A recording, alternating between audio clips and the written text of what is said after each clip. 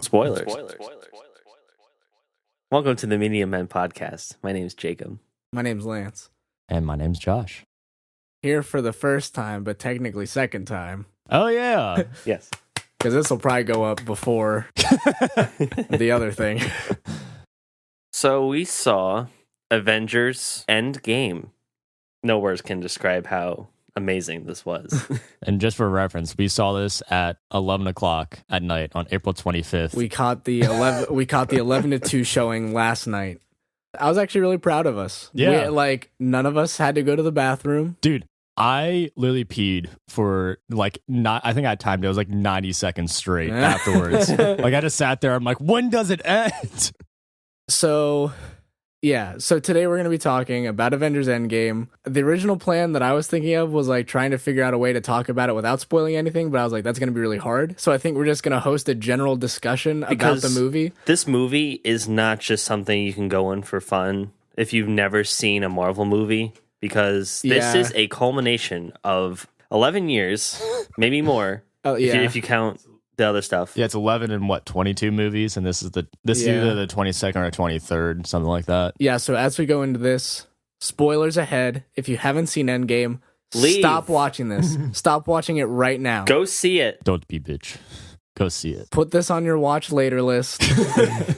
Come back to us once you've seen the movie. I don't understand people who go into spoiler in the title in all caps. It's spoiler review, and then people are like, "Oh, this is a spoiler review." Yeah. People are doing that to just troll, I think, for the most part. I was also telling Josh true. earlier that literally people are just going on to they have the videos designated for Marvel recaps. So it's here's what everything you need to going into Infinity War or going into Endgame. Yeah. And there were just comments that were just yeah, this happens. And it was this dude dies. You bitch. Yeah. And then I was telling Lance, I had The Force Awakens spoiled for me because I was just scrolling through Instagram. And it was on Ellen DeGeneres' page, and it was just one of the comments. No, she didn't spoil it. I was just going through that bitch. Ellen. It wasn't I clicked on the comments and could only view the comments. It was still the picture. You know how they have the 2 or 3 comments below. Literally, one of them was just Han Solo dies, and I'm like, are you kidding? What? And that was the only thing they had. I'm spoiler. Spoiler if you haven't seen The Force Awakens. I never saw The Force Awakens. Well, guess what? Han Solo dies. You've never seen The Force Awakens? I've seen The Force Awakens. Look, Jar Jar comes back and stabs him. Yeah, that's right. That's very true. Yeah, spoilers for Skywalker Rising. That's the name. That's the name of it, right? Anyway. So before we get into Endgame, just for those of you that still haven't clicked off, do we want to address earlier Marvel movies first? Yeah, the movies that you should probably watch to get a better context and enjoyment out of Endgame. You really should. Yeah, it's you really should watch a lot of them. You've probably seen the movie already, so you probably know what we're going to talk about. Yeah, but I think if we go over it, it'll be good. You really should watch a lot of the movies, and I know they have multiple graphs of all the movies splayed out in chronological order, but that's also I think including Endgame, that's 60 hours of movies that you would have to sit through. Yeah, a lot of homework to do. Yeah, it's definitely some dedication if you wanted to get completely caught up or even just review everything before going in. That's why I end up doing, because I've seen about half of them, but I haven't seen Thor Ragnarok or Captain Marvel or Ant-Man and the Wasp, which are 3 I feel because Ragnarok goes right into Infinity War, which I did see. Literally, I watched Infinity War yesterday morning, so I had a good 6 hours of Avengers madness yesterday, and it was awesome. I was about to say, that must have been a lot to take in. It was actually really nice because we'll talk about it later, but there's a lot of callbacks to Infinity War. There's a couple good scenes, and because I just watched it, I'm just now I'm damn, it was cool. I do wish that, because Katie and I watched Ant-Man and the Wasp the night before last. We ended up watching that instead of Infinity War, which I thought was nice because I loved Ant-Man and Endgame, and every moment that we had with Ant-Man and Endgame, Katie and I both would just look at each other and be like, we love Ant-Man. But it definitely would have been nice to watch Infinity War just to have some general recap on some of the stuff that happened. I remembered enough, but the thing about Infinity War and Endgame. In my eyes, it's just one movie. Yeah, definitely. Like it leads in so a whole 6-hour epic. Yeah, which is pretty much what I did. Which is also what our boss Logan did, but just with Endgame twice. Because we pulled into the parking lot. I'm like, hey, that's Logan. And then we're sitting in the movie theater, and he just walks by us and goes, round 2. Yeah, Endgame, so good. Logan Wrestler saw it twice. Yeah. In a row. But yeah, so what do you guys think of... We just take it section by section. Kind like of the like... acts. Oh, well, here, so... I didn't know how exactly we were going to lay this out, but I did want to do this. Expectations before going into Endgame. I was sitting in the theater and I was like, I should really lay this out so that way my expectations aren't clouded today with what actually happened. Yeah. So this is what I wrote down. My pee hard. My pee. There will be death. And there was. Yeah. There was. There actually was not as much as I thought. Yeah. But there was. Tony Stark will play a big role in taking down Thanos. Honestly, not as big of a role as I thought, but still pretty substantial. Mm-hmm. He was the brains. Yeah. Tony Stark left arm ripple theory, hoping for more Thor badassery. There was some Thor badassery, but not in the way I thought. Not in the Infinity War sense, where he just came in at the end and wrecked shop. Yeah. And like the whole movie, the very beginning of the movie, just totally threw me for a loop. Yeah, it was. Yeah, well, and we'll get to that. Yeah. The movie started and it was just like, you know, the end game that you thought was gonna happen. Well, it's not gonna happen. Yeah, the first 15 minutes like completely blew all my like preconceived like expectations. Like, oh yeah, this is how it's gonna play out. And then the first like 15 minutes happened. I'm like, what is gonna happen? Oh yeah, I was like yeah, we're definitely gonna talk about that for sure. Like just 15 minutes in, it was just like, so what's gonna happen in the other 2 hours and 45 minutes? I was supposed to say my expectation was they were gonna use the time stone mostly. Yeah. I expected time travel, but not in the way that it happened. For sure. So I was hoping for cool Captain Marvel moments. Honestly, the end. Yeah. Where she just says, fuck your shit. Yeah. Not to like divulge like too much, but like the Captain Marvel movie, I feel like it didn't give me a lot of reason to really like the Captain Marvel character. Because it was just like, yeah, she has powers and she's super strong, and now she can just be like this mad powerhouse. Like, she is easily the strongest Avenger right now. Oh, and I feel like it's for not that good of a reason. So I was really hoping for some more substance in this movie that would be like, well, maybe her flaw is that she has to be everywhere. Yeah, because she's really so thin. Powerful. Yeah, she has to like make her points of interest for a reason. I mean, I guess Endgame didn't really explain it a lot. Maybe in Captain Marvel they did a little bit. Kind of hinted at it. Like from what I got, I would say that'd be the biggest problem with her character is because she has to be kind of everywhere at once. Because she is so powerful. Yeah, and evolved. And because the Avengers are kind of like the main core defending group of like Earth and like kind of that sector of, you know, the universe. Like she's like, not every place has an Avengers. Yeah. So I have to like fill in for that for literally like thousands upon thousands of planets. Yeah. Mm-hmm.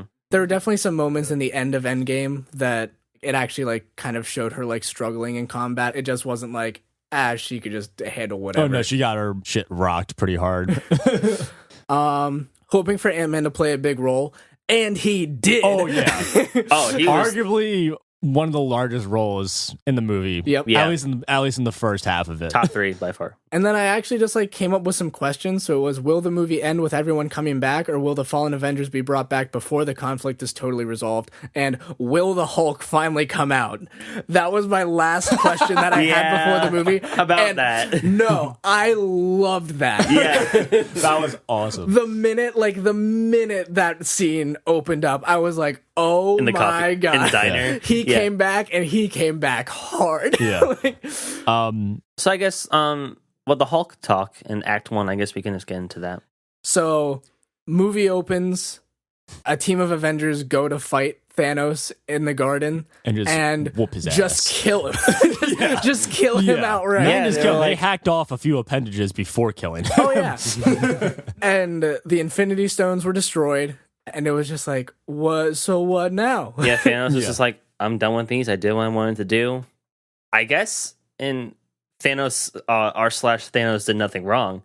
They did a whole thing where it was like after Infinity War came out, all the subscribers on the subreddit, they made like this bot where it cut half of the subscribers from at random. And I think I got killed. So That's funny. I had a 50-50. What can I say? But so Thanos was just sitting on his planet. Yeah. I'm just chilling here. And it makes sense that they open the movie like that, especially with Thanos going through the garden, picking up like, I guess, supper. Some Some food. But like, I remember seeing his arm and I was like, oh my God, like it's basically just charred off. Yeah. So he was still wearing the glove. Yeah, it was like melded to his Yeah. to his charred arm. I was just really surprised because it was like he is in no condition to fight. Yeah. So it was kind of interesting because I thought the movie was going to end at the garden and them facing against Thanos, but it did not. No. Time skip then. The 5-year time skip, that was so good. Yeah, I really liked the plot device for the 5-year time skip and how it kind of like developed everybody's life, especially once Ant-Man came back and was like, this is how we can fix some stuff. And then they go to get Tony's advice on everything. And it's just like, Tony has a family now. And I was like, oh, no. No. He's going to say no. I just like how he figures out like time travel in like a night. And he's just like, oh, run the simulation. And then it just happens. And he's like, what? He's like, shit. It's like, damn it, not to get involved again. And it was nice that they figured out a way to like keep everything kind of in order. So it's not like they just went back and reversed everything. Like everything stayed in like some kind of continuity. The way they explained the timeline shifts with what's her face, the ancient one, Banner and the Ancient One. I thought that was really good. Okay, for dumb people. Yeah. So I mean, like not that I'm saying I'm not dumb. I'm just saying they explained it really well. No, that was 100% me. I'm like, well, what about like Captain America fights Captain America, which is the funniest shit, actually. I can do this all day. That's America's butt right there. That's America's ass right there. America's ass, Jay. Yeah, no. So like skipping around a bit, the Ancient One, the experience in New York with the Ancient One, I was like, man, I wish we had her in more movies. Yeah. Because she is insane. Yeah, and I like how she kind of explained, like, she knew Strange was coming in and how he was supposed to be, like, the most powerful. And, like, you're about, like, 5 years too late. Yeah. Too early. Too early. And she's just like, yeah, like, when Banner's like, oh, yeah, Strange gave up the time stone to save Tony's life. And she's like, what? Like, why didn't you say that in the first place? Yeah, he's like, you're supposed to be like the most powerful and wisest like sorcerer supreme, and she's like, so maybe he did it for a reason. And then I was really worried there because like just the idea of the whole time travel thing, I was like, if anything gets messed up, this could spell disaster across the MCU and the timeline. And it was also like, if everyone's ever seen Lost, like the whole 5th season with the time travel, like you can very easily make a very stupid plot out of time travel, which they didn't in Endgame, which I'm really happy about. Yeah. But it made sense. So whenever Bruce is talking to the Ancient One, that's whenever some of the stuff in like the other squads started to kind of hit the fan. So like everything in everybody's squad just started falling apart. Well, yeah, of course it wasn't just going to be easy. Yeah. No. That'd be a boring movie. So whenever Bruce was like, oh, why did Doctor Strange just give the time stone to Thanos then? And the Ancient One was like, maybe I made a mistake. I was like, oh God, no. Now there's going to be some time continuity issue and she never takes in Doctor Strange and now that just doesn't. I was like, oh God, but that didn't happen. Yeah. So that worked out. I was thankful for that. That worked out great. It was also nice to actually see just Banner as like the ethereal ghost thing floating around, to see his character for a little bit. Yeah, it actually like didn't hit me until last night that I was thinking about it. That it literally hit. Like Mark Ruffalo, no, like Mark Ruffalo was maybe in that movie for 5 seconds, and then the rest was just CGI. Professor Hulk. Yeah. Our friend Jerry and I were talking about this one night and about what the next step for the Hulk was based off of Infinity War and of how Hulk was kind of like having a mind of its own, like, no, I'm not going to come out. So we talked about it and we are like, there's only so many directions that the Hulk can go now. And one of those directions was like the kind of like assimilation between the two. So it was really cool to see the Hulk just become like such a bro.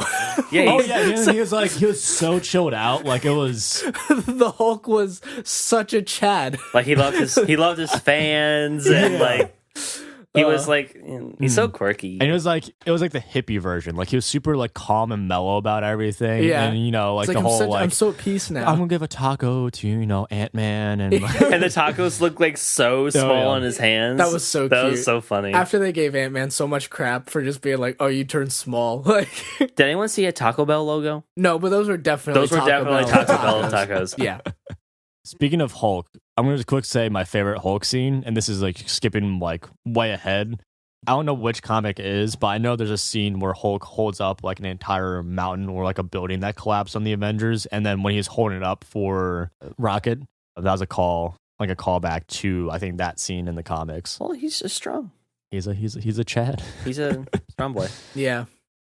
I think my most interesting part of the whole time travel to me was Iron Man's talk with his dad. That was awesome. That was intense. Yeah. Like that felt like this could like derail at like any point. But it really showed how Howard was actually just a really like chill guy. And like he really did care for his son. It's just when you're running a whole weapon empire, it could be tough. And then Captain America seeing, Peggy again. Yeah. And just I was like, the whole movie I was just going, I thought she was going to turn around and see him through the window. Like, how does she not notice? Like you just see like this creepy ass dude just standing there going, just in the dark, staring. They're like half a foot away from each other in her office, in her peripheral vision. Yeah. Like, how did she not see him? Yeah. But no, I think they did a really good job of fixing that because I know that whole thing got messed up in New York. And also, I know I said this to you right after the movie. I was talking to Lance about this. The reason they go back to the 70s is because they lose the Tesseract. So for me, it's just like they had this quick scene of Loki just like taking it and then disappearing. Is that opening up? Because I know they've killed him and brought him back so many times. So I think they're kind of done with his character. But that can open up an avenue of him still being alive, I think. Yeah. Because Thor lives through the whole thing. So there's an opportunity for, Thor to be in Guardians of the Galaxy 3 or Thor 4 if that happens.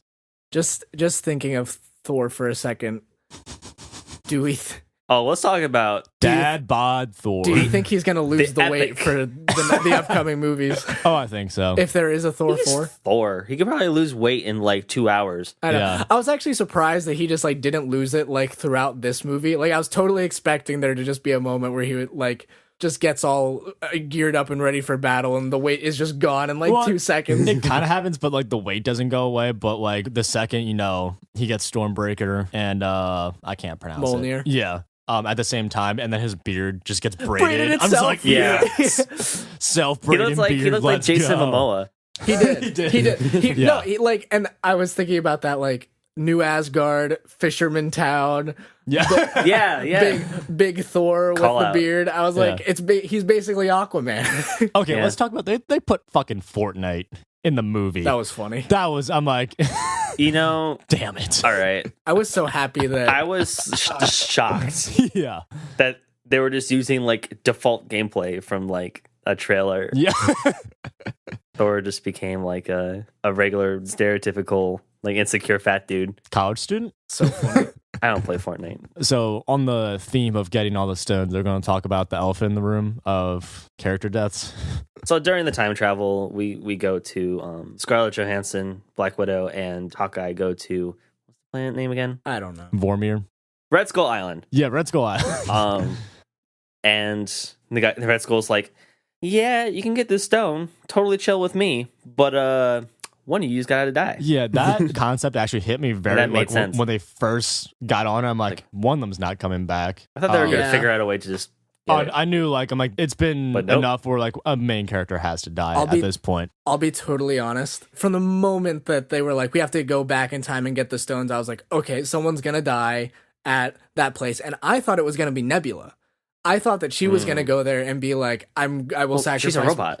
Well, but yeah, I thought the thing is, you have to sacrifice something you love, and I'm not sure if any of them are close enough to her to maybe have that Gamora. happen. I don't think it was necessarily just you have to sacrifice something that you love, because they both go there and it was just like one of you has to die, a soul for a soul. Mm-hmm. So, and Nebula's, she's a cyborg. Like, she still has like a life. Mm-hmm. So I thought that she was going to go and be like, I'll sacrifice myself for you to stop my father and save the galaxy, yada, yada, yada. Speaking of which, she played a much larger role in the plot with Thanos coming back than I thought was going to happen. That was absolutely really, really well done. Mm-hmm. So originally I thought it was going to be Nebula sacrificing herself there, and then whenever Hawkeye and Black Widow went, like they were both fighting each other over who was going to sacrifice themselves. Literally fighting.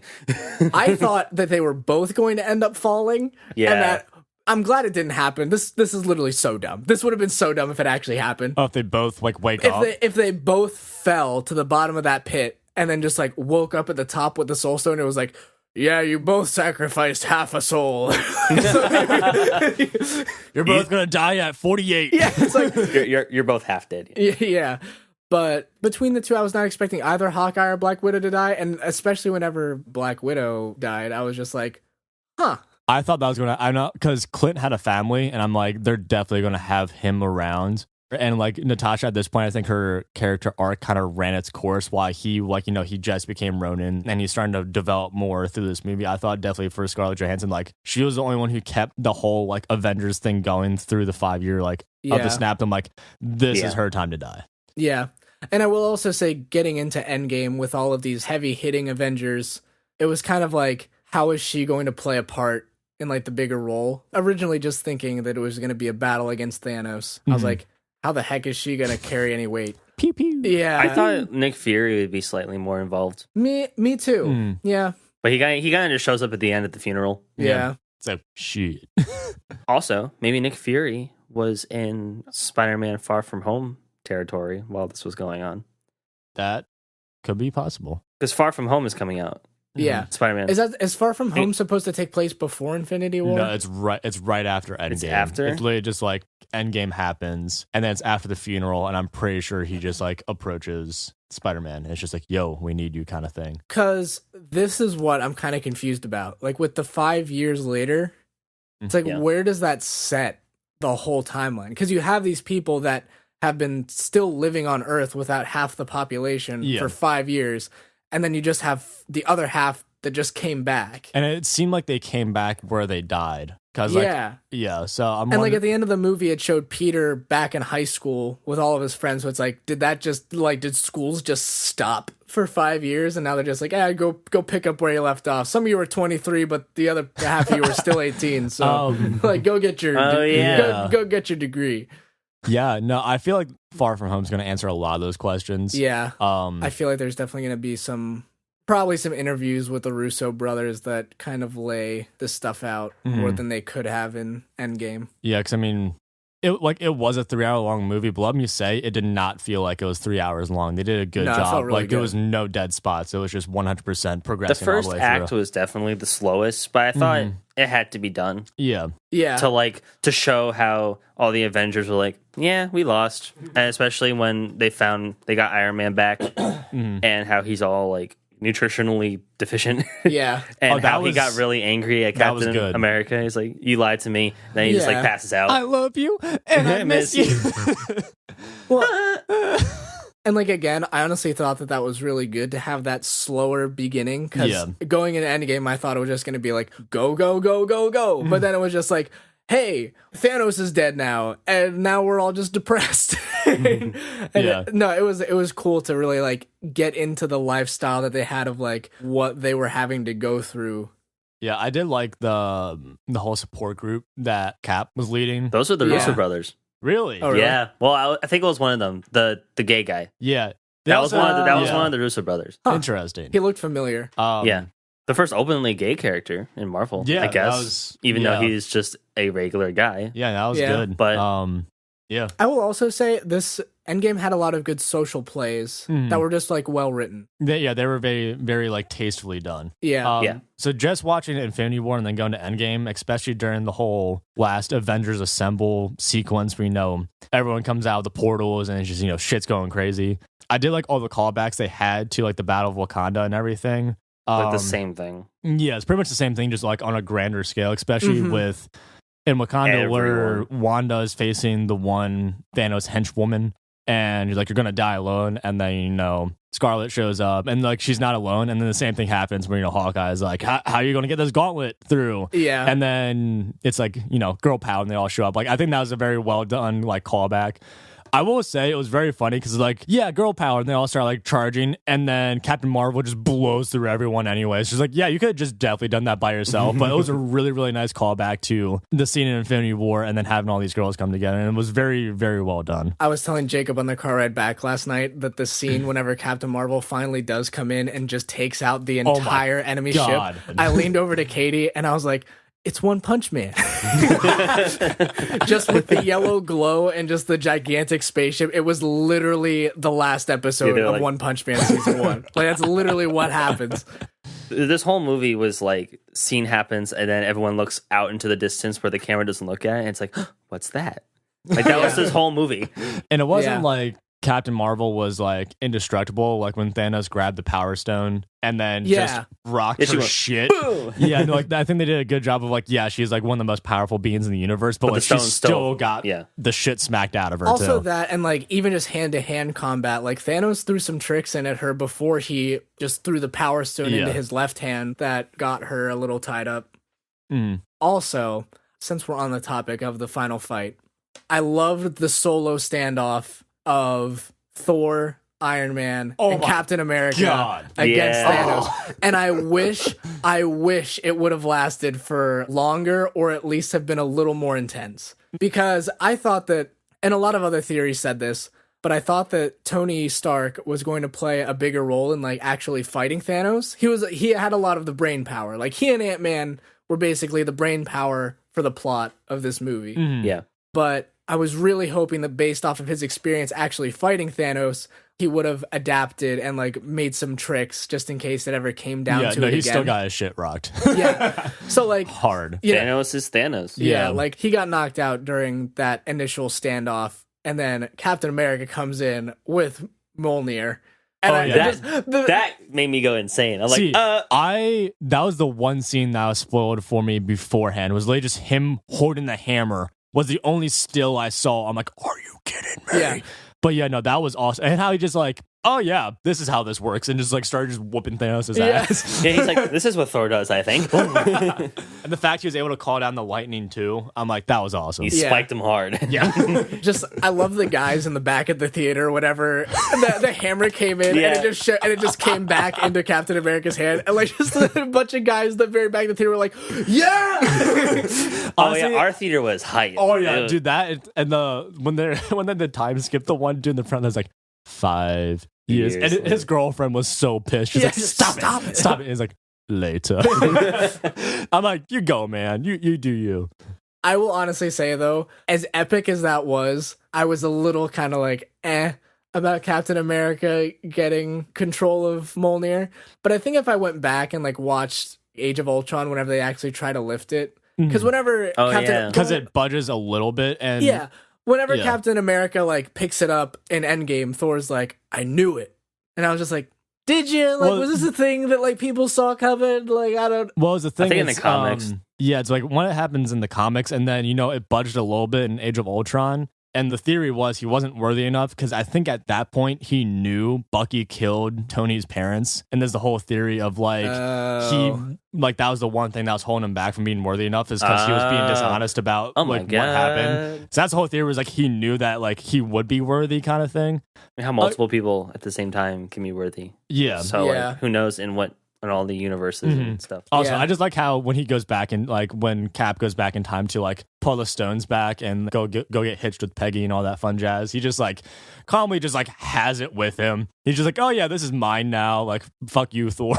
I thought Thor was fine with it. He's kind of like, wait, you get the smaller one. And like, and like it's explained in Thor Ragnarok that the hammer is really just a channel for Thor's power, so he doesn't need it. And especially now that he has Stormbreaker, it's like, okay, the most powerful one made by Peter Dinklage, right?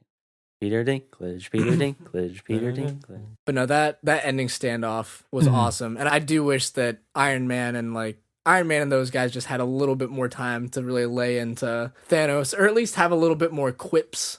Like, I definitely thought whenever it was just Captain America standing against that whole army, he was going to lay down I can do this all day. Yeah, so I was like, what are you doing, man? Honestly, I thought he was going to die. He was drunk with power. I was pleasantly surprised that he didn't die through the entire movie. Yeah. This may sound bad, he had a really happy ending to his whole character arc with him being old and everything, but I kind of wish he died. I don't know how I feel about that, like, he just stayed in the past. Yeah, I remember there was an interview with Chris Evans where it was like, yeah, the last line I say as Captain America is kind of dumb. And it was like the whole, like, oh, you're going to tell me about the girl? He's like, no, I'm okay. I'm like, that's the last line? Really? Yeah. Like, your whole, like, 9 years of being Captain America. Like, I know he wasn't too happy with it, but like... It's like, yeah, you know. Yeah. Yeah. I look Peggy forward... pegged me. Sorry for all the children viewers. I look forward to seeing fan theories and stuff based around what Captain America going back to the past does. Yeah, because, you know, like, all the stones went back to where they're supposed to be. Like, that does change something. So I'm wondering... Yeah. And the whole thing with, you know, now that they have time travel, like they have a mobile station for time travel even, I feel like that opens up the avenue to like see old characters in different spots. It could totally happen. Yeah. But I thought Captain America's ending was satisfying. And how it was like, yeah, I probably should have had a life and not been blinded by the government and it was nice that he kind of took a page out of Tony's book. It wasn't just for Captain America, it was also for kind of a tribute to Tony, where he's like, you know, Tony lived this life and, you know, he gave his life so we could all have this life. So I'm going to give it a shot sort of thing. Jesus.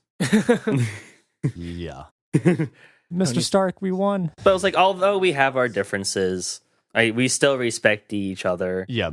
And we got together and we saved the effing world. So are we going to talk about the massive elephant in the room of the largest character death? I don't even think that's arguable. I was about to talk about that because we were talking about ending lines that we were like, whatever. He was like, I am. He said it slow, like the song. I was like, oh, wait a minute. So the Tony Stark arm ripple theory. Do you ever notice of how in all the other Avengers movies, Tony Stark is like, yeah, my arm feels numb. Can anyone explain that to me? Like, no, like, great. And the theory was that he uses the Infinity Stones in Endgame, and the ripple is so strong, the effect of him using it ripples throughout time and has like lingering effects on his arm. And like, sure enough, the minute he was facing off against Thanos, it was just like, okay, this is gonna happen. And like the minute Thanos gets the gauntlet and Tony Stark engages him, I'm like, oh, he's gonna pull a little switcheroo on him. Yeah, Tony knew from right when he got time travel right. He's like, yeah, I'm gonna have to snap the stones because I'm like the only one who knows all these mechanics of time travel and all that stuff. And plus, when he made the glove for him, I mean, it did fit. Yeah, Hulk. Yeah, but he was like, let's adaptable. just try this first. He probably knew that. Yeah, we gotta get everyone back first. Then if anything hits the fan, kill everyone. Because they to wreck house. They didn't know that Thanos was gonna come back into the future. Which honestly, I will talk about that later because that is my one complaint with the movie. But I also loved it because it brought back Thanos, his entire army, all the children of Thanos, and it was like, dude, we just get the first movie like all over again. Good word. All the Avengers got to take on, like all the Guardians of the Galaxy got to take on these different children of Thanos and just wreck them. Oh, yeah. It was like, it was so great. It was so great. Yeah, and with like the final like cliche lines that are happening the whole thing, having Avengers assemble was just, it was so good. Like you could see it coming. Oh, like, when everyone came out. Yeah. I curled up in my chair. I was like, this is so much. No, yeah. Because we've been watching these movies since we were 10. Yeah. And before the MCU. I remember watching Spider-Man 1 on VHS. Yeah. It's an event. Yeah. It was the end, and I'm sad. Like, the entire last fight scene, from the moment that Thanos shows up, like, when those missiles dropped on the Avengers headquarters, awesome. I like froze. My heart stopped. I thought Ant-Man died. I was like, oh my God. Yeah. How did he take that? I guess he was wearing a suit. Yeah. But no, like, just seeing that entire landscape laid to waste, I was like, oh my God. There was like no music, I think, too. Yeah, that was... It was just... Yeah, no, that's something. That's something I was paying more attention to was like the scoring and everything. I wanted to make so many jokes during that movie, but I knew I was gonna it was gonna get too old. Real quick, so I didn't say anything. They did a phenomenal job with blank spaces of no music, especially the when Russo brothers do that when really Nat dies. Like it's just nothing, and you can literally just hear everyone in the theater crying. Because they know the characters have so much impact already. Oh yeah, yeah. The way that they use music is more of just a very light emotional bed. There was like no music at all during the initial like 5 years later. Like it was just nothing. Yeah, it was which just is bleak, desolate. which was good. Yeah, They did a great job reflecting of like what they've been There going was through. nothing. No, basically. definitely. Yeah. No, but the moment the Doctor Strange warp gates opened behind Captain America, like I was already cheesing. They're here. And then I was just like, Yeah.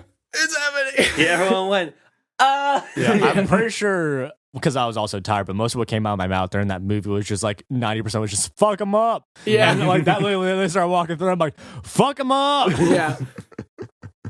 I definitely wish that there were like some different quips and lines whenever they were fighting against Thanos, and the final line whenever Tony does the switch with the Infinity Stone and snaps his fingers. It was like, Thanos, I am inevitable. And then Tony Stark, I am Iron Man. Like it was like I get it, because like that was the callback to the end of the first Iron Man movie, and it was like this is how it all started. Like Tony Stark is ending it how When he it started. Yeah. Honestly, I wish, because it's PG-13, so they're allowed to drop one F-bomb. I wish he'd be like, I'm fucking Iron Man, and just snap. I think that would have been better. awesome. That honestly, I think. Yeah, but Tony Stark didn't really curse in No, doesn't Captain yell at him where he's just like language? Isn't that in Age of Ultron where he says like shit or something like I that? don't like Age of Ultron. I watched the movie once. I never watched Age of Ultron, but I've seen Civil War where I'm like, oh, okay, that kind of makes sense. They fought because they had differences in. And Iron Man is just a little bitch. Your team, Cap, right? Oh, yes. All the way. Captain America is just more interesting and great than Iron Man is. I just like the one meme where it's like, do you guys remember when Cap and Buck beat up Tony for being pissed that his parents were killed? I know we killed your parents, but I'm going to fuck you up. Yeah. No, there were definitely moments in Civil War that I was Team Iron Man, but then like that ending sequence, like the ending fight sequence, it was just like You both really, need to chill out. it was really hard to choose a side, because like Iron Man was like totally in the right, and like he was like not only are you disobeying the laws that like were put in for a pretty good reason, you were trying to smuggle this man that killed my parents.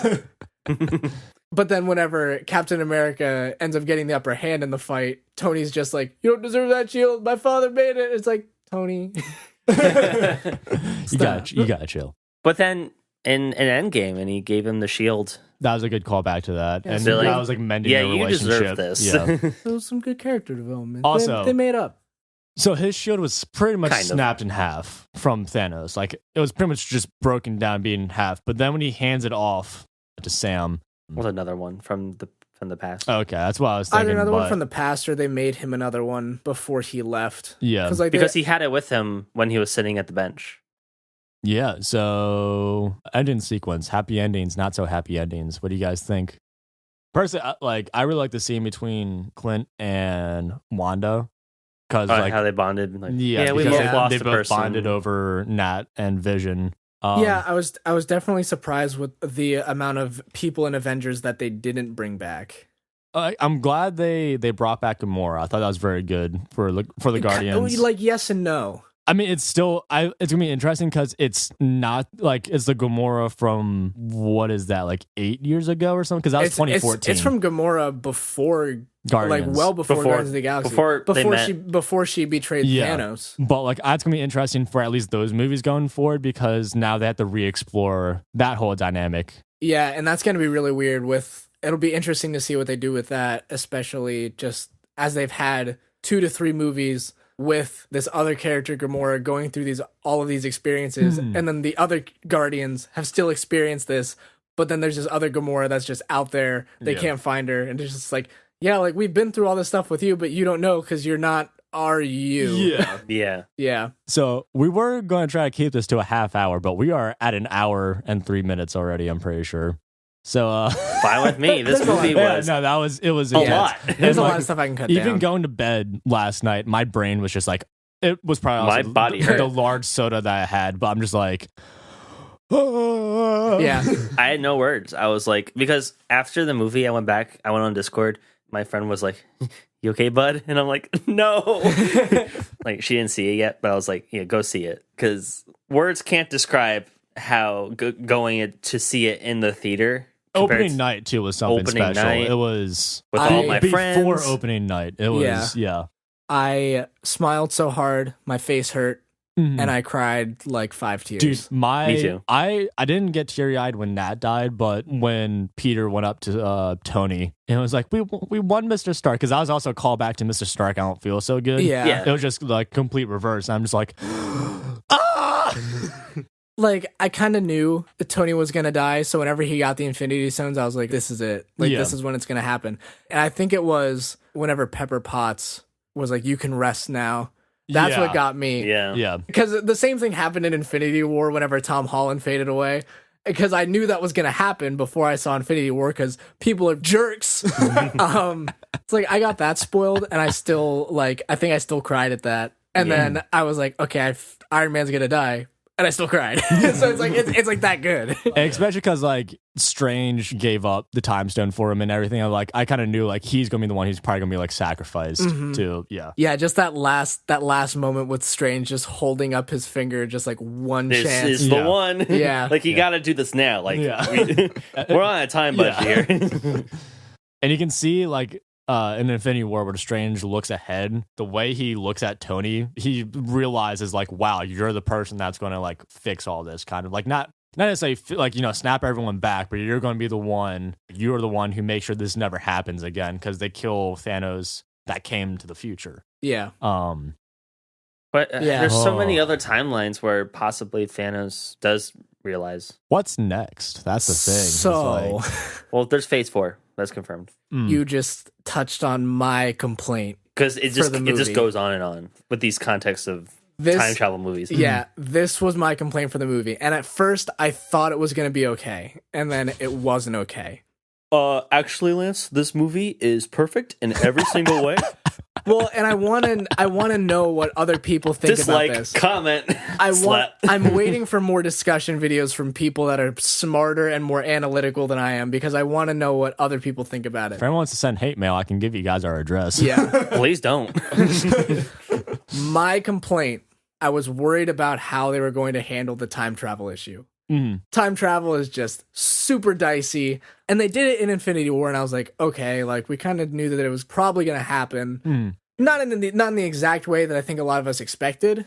And then whenever they go back to New York, Bruce Banner's talking to the Ancient One, and it's just like, well, you have these splits in the time continuum, and Bruce is like, well, not if we take the stones now, but then once we use them for what we need to do, return them to the exact moment at which we took them, so everything still plays out the same.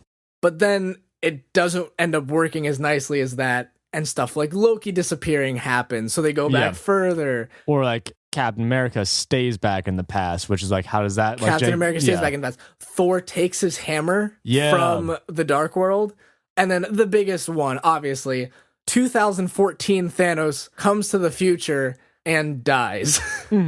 My main thought was like, if they are treating time in this movie as this kind of like continual stream because they return the stones, how does the first Infinity War happen? Because now 2014 Thanos has just jumped ahead and is gone. I think it becomes kind of like the new future and the new reality, because that's what they kind of explained. That's what Bruce was explaining very early on before Tony even came into it. He's just like, what ends up happening is when you go to the past, that becomes your future.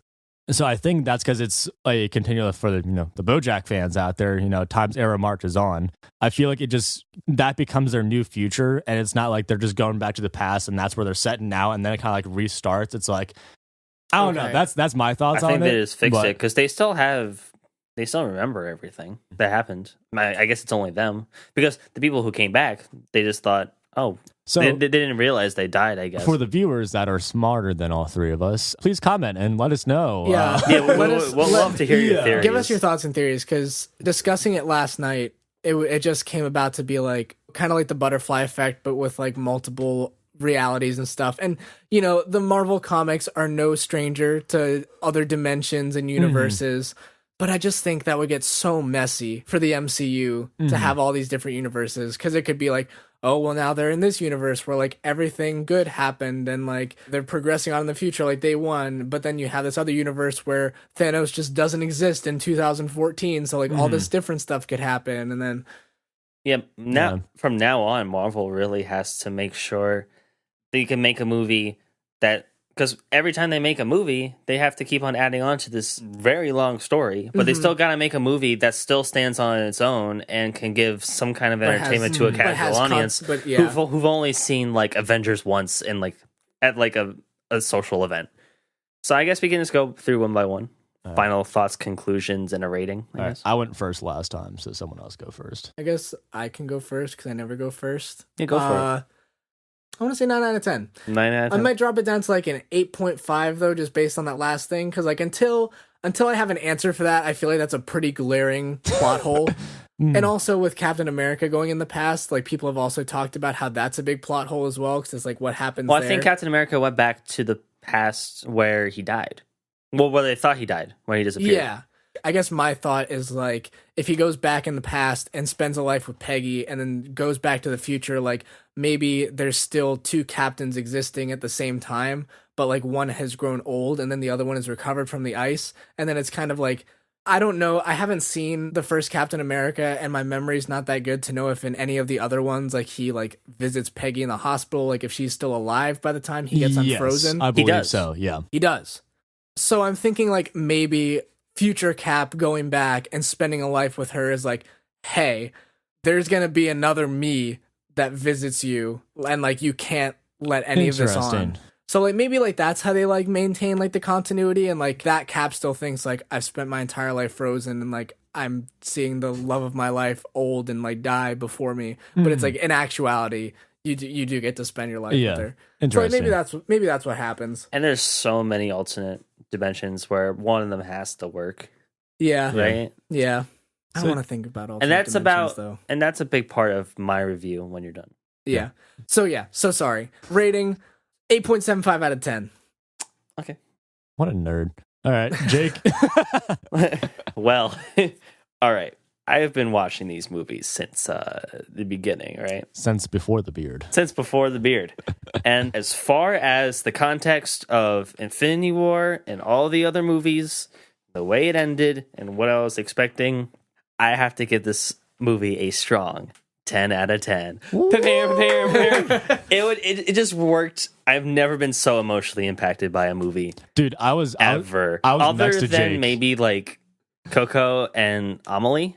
Those are my top 10 movies because they like impacted me on such like an emotional level through like life. Mm-hmm. I feel like that's what 10s are. So emotionally, for me, in the context of everything, 10 out of 10.